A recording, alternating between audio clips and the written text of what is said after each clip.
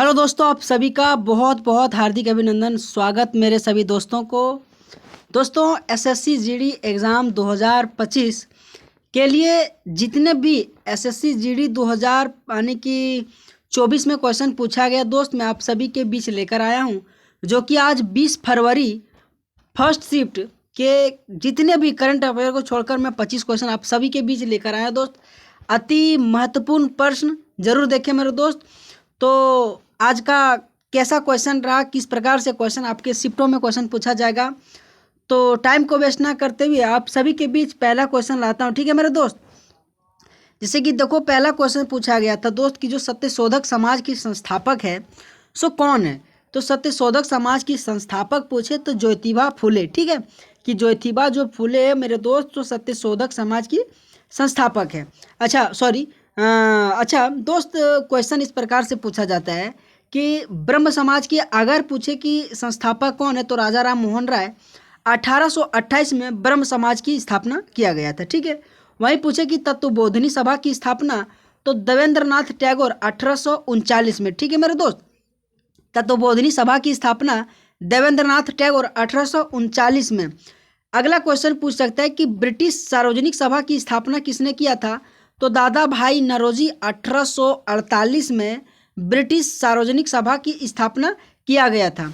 वहीं पूछे कि सर्वेंट्स ऑफ इंडिया सोसाइटी की स्थापना गोपाल कृष्ण गोखले कब किया गया था। तो 1905 में। ठीक है, कि गोपाल कृष्ण गोखले ने 1905 में किया गया था। वहीं पूछे कि प्रार्थना सभा की स्थापना केशवा चंद्र सेन 1867 में, और इसी के साथ जो कि आत्मारंग पांडुरंग ने भी यानी कि प्रार्थना समाज की स्थापना किया था। वहीं पूछे कि आर्य समाज की स्थापना किसने किया था।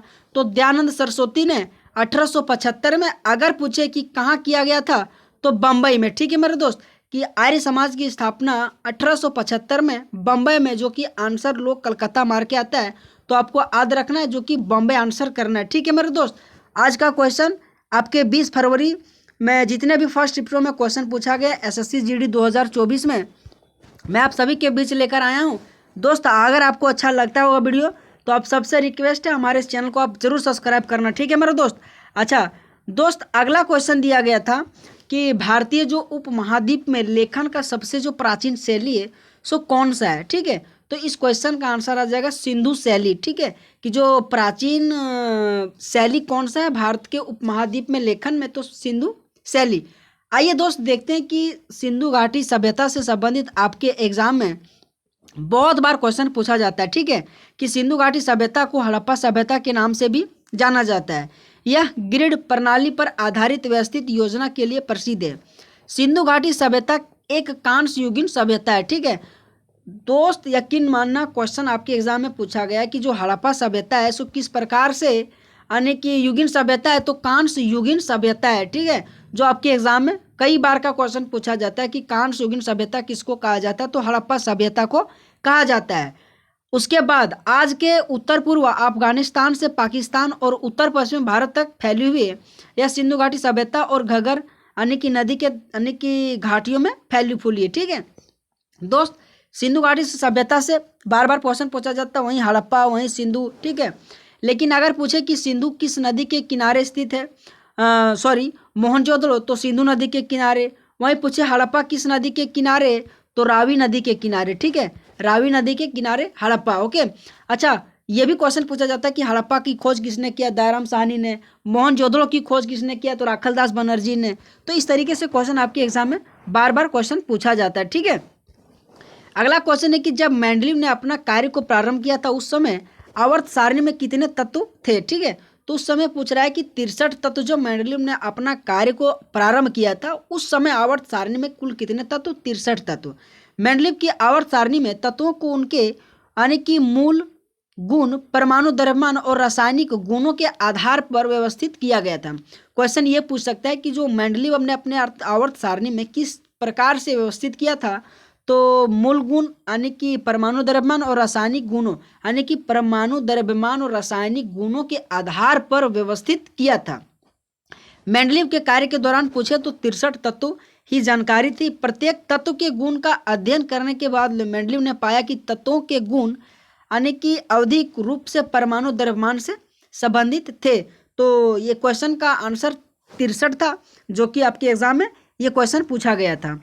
अगला क्वेश्चन पूछा गया कि जो रंगास्वामी कप है सो किस खेल से संबंध है, तो हॉकी से। दोस्त आपके एग्जाम में चाहे जितने भी स्पोर्ट्स से संबंधित यानी कि ट्रॉफी है और शब्द है, ये आपके एग्जाम के लिए बहुत इंपॉर्टेंट बनेगा। तो आप सबसे रिक्वेस्ट है इस तरीके से आप पढ़ के जरूर जाइएगा, ठीक है। अच्छा, हॉकी से संबंधित आगा खां ध्यानचंद ट्रॉफी और सुल्तान यानी कि अजलान शाह कप और रंगास्वामी कप, हॉकी से संबंधित आपके मोस्ट इंपॉर्टेंट जितने भी ट्रॉफी मैंने लेकर आया था, हर एक ट्रॉफी आपके एग्जाम में पूछा गया है, ठीक है। वहीं पूछे फुटबॉल तो डूरंड कप, रोवर्स कप, संतोष ट्रॉफी, बेगम हजरत महल ट्रॉफी और नेहरू कप, ये भी आपके फुटबॉल से संबंधित है। ओके मेरे दोस्त, कि अगर फुटबॉल से पूछे तो डूरंड कप, रोवर्स कप, संतोष ट्रॉफी, बेगम हजरत महल ट्रॉफी और नेहरू ट्रॉफी, ये भी आपका फुटबॉल से संबंध है। वहीं पूछे क्रिकेट से देवधर ट्रॉफी, दिलीप ट्रॉफी, ईरानी ट्रॉफी, रणजी ट्रॉफी और विजय हजारे ट्रॉफी, ये आपके क्रिकेट से संबंधित है, ठीक है। जितने भी कप एंड उनसे संबंधित शब्दावली दोस्त, मैं आप सबसे रिक्वेस्ट है एसएससी जीडी अगर आप एग्जाम देने वाले हैं तो पढ़ के जाइएगा, आपके एग्जाम में बहुत बार क्वेश्चन पूछा जाता है इस तरीके से, ठीक है दोस्त। अगला क्वेश्चन पूछा गया था कि जो भारत के संविधान के भाग 4 के अनुसार यदि माता पिता या संरक्षक है तो वर्ष आने की तक की आयु अपने बालक या प्रतिपाल के लिए शिक्षा का अवसर प्रदान करेगा। देखो दोस्त, क्वेश्चन 6 से 14 साल के जितने भी बच्चे के लिए यानी कि भाग 4 में बताया गया कि माता पिता के संरक्षक में है तो उन्हें शिक्षा का अवसर प्रदान करने के लिए कहा गया है, ठीक है। तो आइए कि जितने भी हमारे भाग से क्वेश्चन आता है बहुत बार पूछा जाता है, ठीक है। वर्तमान में पूछे तो 25 भाग हमारे अभी संविधान में है, ठीक है। और जैसे कि देखते हैं कि भाग पहला में क्या कहा गया है कि संघ और उसका क्षेत्र, भारतीय संविधान का भाग 1 जिसमें 1 से 4 शामिल है यानी कि 1 से 4 अनुच्छेद शामिल है, संघ के नाम और क्षेत्र से संबंधित है। अनुभाग जो 1 में है सो उसमें कहा गया कि संघ और उसके क्षेत्र के बारे में भाग 1 में कहा गया है। वहीं पूछे कि भाग 2 में क्या कहा गया, तो नागरिकता से संबंधित भाग 2 में कहा गया है। दोस्त अगर आपने चाहे जीडी हो चाहे एमटीएस का हो चाहे कोई भी एग्जाम का अगर एनालिसिस देखते हो कि इस प्रकार से क्वेश्चन आपके एग्जाम में बहुत बार पूछा जाता है ना। भाग 3 पूछे तो मौलिक अधिकार, ठीक है। भाग 3 में मौलिक अधिकार, भाग 4 में जो कि राज्य के नीति निर्देशक सिद्धांत डीपीएसपी पूछे कहाँ से लाया गया, तो आयरलैंड के संविधान से लाया गया था, ठीक है। कि जो भाग 4 में राज्य के नीति निर्देशक सिद्धांत जो कि आयरलैंड से लाया गया था। और पूछे कि आयरलैंड के किस आर्टिकल से लाया गया था, तो आर्टिकल 45 से राज्य के नीति निर्देशक सिद्धांत को लाया गया था, ठीक है। वहीं पूछे कि भाग जो 5 है सो संघ के बारे में बताता है, ठीक है। कि जो भाग 5 है सो संघ के बारे में बताता है। और भाग वहीं पूछे कि 6 जो कि राज्य से संबंधित मतलब बातें कहता है, ठीक है। तो जितने भी और भी अगर पूछे भाग से तो 7 में क्या बोला, अनुसूची के भाग में यानी कि बी में राज्य के बारे में बताया गया। और वहीं 8 पूछे तो केंद्र शासित प्रदेश के बारे में बोला गया, ठीक है। आप सबसे रिक्वेस्ट है आर्टिकल से क्वेश्चन, अनुसूची से क्वेश्चन, भाग से संबंधित क्वेश्चन, क्या क्या क्वेश्चन पूछ सकता है। और आपके हर एक बार एसएससी जीडी में क्वेश्चन पूछा गया, ठीक है। तो आप सबसे रिक्वेस्ट है पढ़ के जाइएगा, ठीक है। अगला क्वेश्चन आया कि 2023 में भारतीय प्रतिस्पर्धा आयोग यानी कि के अध्यक्ष के रूप में कौन सा संभाला पद में, तो सवनीत कौर। दोस्त जितने भी करंट अफेयर से क्वेश्चन मतलब बन सकता है, आप सबसे रिक्वेस्ट है जितने भी लेटेस्ट यानी कि 1 साल, ठीक है, 1 साल जो कि एग्ज़ाम देने से पहले आपके लिए करंट अफेयर मोस्ट इम्पोर्टेंट बनेगा। मैं आप सभी के बीच जो करंट अफेयर क्वेश्चन पूछा जाता है, किस प्रकार से क्वेश्चन पूछा जाता है, केवल मैं आप सभी के बीच दिखाने के लिए करंट अफेयर को लेकर आया हूँ, ठीक है। अगला क्वेश्चन है कि 2015 में भारत के योजना आयोग के स्थान पर किस संस्था का स्थापना किया गया, नीति आयोग, ठीक है। कि नीति आयोग को 2015 में स्थापना किया योजना आयोग के स्थान पर। दोस्त नीति आयोग का गठन पूछे तो 1 जनवरी 2015 को केंद्रीय मंत्रिमंडल के एक प्रस्ताव के माध्यम से किया गया। वहीं पूछे कि नीति आयोग का अगर फुल फॉर्म तो national institute for transforming India, जो आपके एग्जाम में बहुत बार पूछा जाता है, राष्ट्रीय सूचना विज्ञान केंद्र।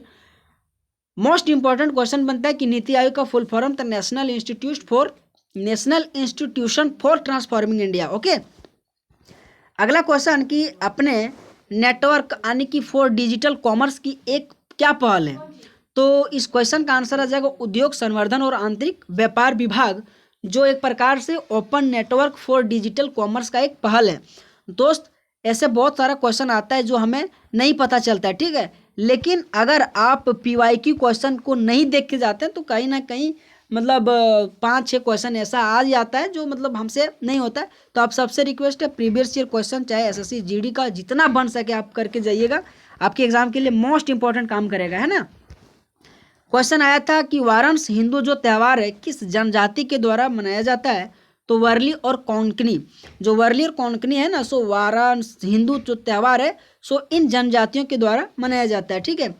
आप सबसे रिक्वेस्ट है जितने भी जनजाति संबंधित क्वेश्चन आपके एग्जाम में पूछ सकता है, पूछा गया, सबसे रिक्वेस्ट है पढ़ के जाइएगा। जनजाति से संबंधित और उनसे फेस्टिवल संबंधित बहुत बार क्वेश्चन पूछा जाता है, ठीक है। तो अगला क्वेश्चन है एथलेटिक्स IAAF चैंपियनशिप कब से एक तरह से पेशेवर प्रतियोगिता बन गया है?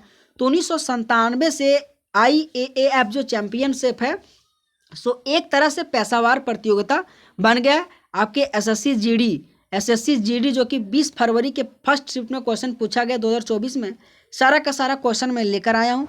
आप सबको कैसा लग रहा है क्वेश्चन देखने के बाद तो ज़रूर आप बोलिएगा, ठीक है। वहीं क्वेश्चन आया कि भारतीय संविधान के भाग के अनुसार माता पिता या संरक्षक जो कि क्वेश्चन को मैंने बता दिया 6 से 14 साल। दोस्त देखो, एक क्वेश्चन वहीं अनुच्छेद 21 से आपके लिए एग्जाम में बहुत इंपॉर्टेंट बनता है, ठीक है। और 21 में कहा गया कि कानून द्वारा स्थापित प्रक्रिया के अलावा किसी भी व्यक्ति को उसके जीवन से वंचित नहीं किया जाएगा, है ना। आर्टिकल ये में कहा गया कि किसी भी व्यक्ति को उसके जीवन से वंचित नहीं किया जाएगा। इसका मतलब यह कि प्रत्येक व्यक्ति को जीने का अधिकार है और निर्धारित कानून प्रक्रिया के अनुसार उसके जीवन को छीना जा सकता है। दोस्त, आर्टिकल जितने भी आपके लिए मोस्ट इंपॉर्टेंट बन सकता है, जैसे कि 23 में बलात्श्रम के बारे में कहा गया है ना। अगर वहीं पूछे कि 25 से संबंधित धार्मिक स्वतंत्रता के बारे में कहा गया है, वहीं पूछे कि 15 में यानी कि धर्म जाति मूल यानी कि उन सब पे भेदभाव नहीं किया गया, ठीक है। वहीं पूछे कि आर्टिकल 30 में जैसे कि शैक्षणिक संस्थाओं खोलने के बारे में कहा गया। आर्टिकल 32 में पूछे तो डॉक्टर भीमराव अंबेडकर की आत्मा कहा गया, ठीक है।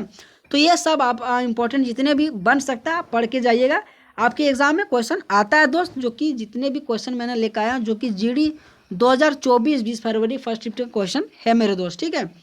भारत रत्न प्राप्त करने वाली पहली गायिका कौन है? तो MS सुब्बुलक्ष्मी, जो कि भारत रत्न प्राप्त करने वाली पहली गायिका बनी है, ठीक है। अच्छा, अगर पूछे कि कब मिला है तो 1998 में इसे भारत रत्न मिला, जो कि MS सुब्बुलक्ष्मी को। अच्छा, 1954 में पूछे तो डॉक्टर सर्वपल्ली राधाकृष्णन को भारत रत्न से सम्मानित किया गया था। वहीं पूछे 1954 में चक्रवर्ती राजगोपालचारी जी को भी 1954 में मिला। 1954 में अगर पूछे तो डॉक्टर चंद्रशेखर वेंकट रमन को भी 1954 में मिला। 1955 पूछे तो डॉक्टर भगवान दास। इन जो 4 नाम और एक MS सुब्बुलक्ष्मी और उसी से संबंधित जैसे अगर पूछे कि जो लता मंगेशकर है, ठीक है, लता मंगेशकर को कब भारत रत्न से सम्मानित किया गया? तो 2001 में लता मंगेशकर को भारत रत्न से सम्मानित किया गया, ठीक है। यहीं पूछे कि बिस्मिल्लाह खां को कब भारत रत्न से सम्मानित किया गया? तो वहाँ भी 2001 में बिस्मिल्लाह खां को भी भारत रत्न से सम्मानित किया गया। MS सुब्बुलक्ष्मी पूछे तो 1998, ठीक है, 1998 में MS सुब्बुलक्ष्मी को भारत रत्न से सम्मानित किया गया। अगला क्वेश्चन पूछा गया कि 2015 में योजना आयोग के स्थान पर किस संस्था? तो नीति आयोग, जो कि मैंने क्वेश्चन पहले करवा दिया, ठीक है। अगला क्वेश्चन है कि सुरूपा सेन किस भारतीय शास्त्रीय नृत्य से संबंध है? तो ओडिसी से। जो सुरूपा सेन है सो किस भारतीय शास्त्रीय नृत्य? तो ओडिसी से, ठीक है। हमारे भारत में करीब 8 जो कि शास्त्रीय नृत्य है, ठीक है। अगर पूछे कि भरतनाट्यम, ठीक है, भरतनाट्यम पूछे तो कहाँ है? तो तमिलनाडु, ठीक है, भरतनाट्यम तमिलनाडु। अगर पूछे कि कथकली कहाँ है? तो केरला में, ठीक है। वहीं पूछे कि कुचिपुड़ी कहाँ है? तो आंध्र प्रदेश में। तो आप सबसे रिक्वेस्ट है जितने भी शास्त्रीय नृत्य है उनसे संबंधित नृत्यांगना, उनसे संबंधित कलाकार, आप सबसे रिक्वेस्ट पढ़ के जाइएगा, आपके एग्जाम के लिए मोस्ट इंपॉर्टेंट बनेगा। और मोस्ट इंपॉर्टेंट ये बनता है कि उसे कब भारत रत्न से सम्मानित किया गया, ठीक है, कब उसे पद्म विभूषण से सम्मानित किया गया, कब उसे पद्मश्री से सम्मानित किया गया। इस तरीके से क्वेश्चन आपके एग्जाम में बहुत पूछा जाता है, ठीक है। अगला क्वेश्चन पूछा गया कि मुद्रा आपूर्ति की माप सबसे साधारण इनमें से कौन है? तो ऑप्शन पूछा गया कि M1, M2, M3, M4। तो इसमें से आंसर आ जाएगा M3। जो M3 है ना, सो मुद्रा आपूर्ति की माप में सबसे साधारण है। ठीक है, अगला क्वेश्चन देखते हैं कि जो पंडित बिरजू महाराज किस घराने से संबंध है? तो लखनऊ घराने से। ठीक है, पंडित जो बिरजू महाराज है सो लखनऊ घराने से। और पंडित बिरजू महाराज पूछे किस से नृत्य से संबंधित है? तो कथक नृत्य से। ठीक है, कि पंडित बिरजू महाराज किस नृत्य से संबंध है? तो कथक नृत्य से। वहीं पूछे कि पंडित बिरजू महाराज किस घराने से संबंध है? तो कथक से। ओके मेरे दोस्त, किराना घराने से पूछे तो काली खां। ठीक है, हीराबाई बड़ौदकर और बालकृष्ण बुबा और यानी कि सरस्वती राणे। वहीं पूछे बनारस घराने से तो किशन महाराज, पंडित रविशंकर, मुश्ताक अली खां और बिस्मिल्ला खां। आगरा घराना से पूछे तो भास्कर बुबा बखले यानी कि के जिंदाल और स्वामी बालभद्र और गोविंद राव टेम्बे। दोस्त क्वेश्चन एक आता है ग्वालियर घराने से। ठीक है, कि ग्वालियर घराने से कौन कौन है? तो हस्सू खां, नद्दू खां, ठीक है, और हस्सू खां, नथू खां। ठीक है, इन सारे जितने भी ग्वालियर घराने से संबंध है। वहीं पूछे बिरजू महाराज लखनऊ घराने से। तो आप सबसे रिक्वेस्ट है, घराना वाला भी क्वेश्चन आपकी स्टेटिक में बहुत बार पूछा जाता है ना। भारत की पहली आर्थिक जनगणना राज्य और यूटी के सहयोग से 1977 के दौरान किस केंद्र शासित प्रदेश को छोड़कर संपूर्ण देश में जनगणना आयोजित किया गया था?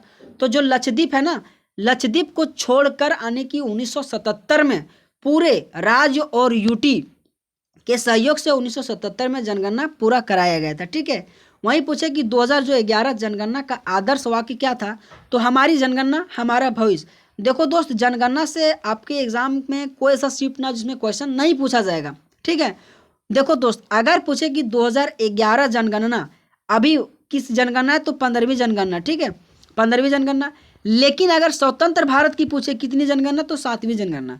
स्वतंत्र भारत की 7वीं जनगणना 2011 से अभी अगर पूछे तो 15वीं जनगणना। दोस्त लक्षद्वीप से क्वेश्चन बार बार पूछा जाता है कि 2011 जनगणना के अनुसार साक्षरता दर में सर्वाधिक अगर पूछे यूटी तो उसमें आपको लक्षद्वीप आंसर करना है। ठीक है, अगर पूछे साक्षरता में कि साक्षर में सबसे अधिक 2011 जनगणना के अनुसार तो कौन? तो लक्षद्वीप आ जाएगा। ठीक है, वहीं पूछे कि साक्षर में कौन सा राज्य सबसे ज़्यादा? तो केरला। कौन सा राज्य जो सबसे कम है? तो बिहार। ये आपके लिए एग्जाम में बहुत इंपॉर्टेंट काम करेगा। और जनगणना पूछे तो 1800 पूछे यानी कि 72 में 1872 में पूछे तो अनियमित जनगणना हुआ था। और वही पूछे 1881 में वही नियमित जनगणना हुआ। ये सब भी आपको याद करके रखना है, आपके इम्पोर्टेंट बनेगा जनगणना से संबंधित आपके एग्जाम में क्वेश्चन। ठीक है, तो दोस्त आप सबको क्लास कैसा लगा? दोस्त अगर आपको अच्छा लगा तो आप सबसे रिक्वेस्ट है हमारे इस चैनल को आप जरूर लाइक शेयर सब्सक्राइब करें। दोस्त आपके लिए मैं मेहनत करता हूं दोस्त, और मेहनत हमेशा करूंगा। तो एसएससी जीडी वाले चाहे जितने भी एसएससी एग्जाम मेरे दोस्त देने वाले हैं, आप सभी के लिए मतलब मोस्ट इंपॉर्टेंट ये क्वेश्चन रहा। तो बहुत बहुत धन्यवाद, थैंक यू सो मच सभी मेरे दोस्तों को। ओके।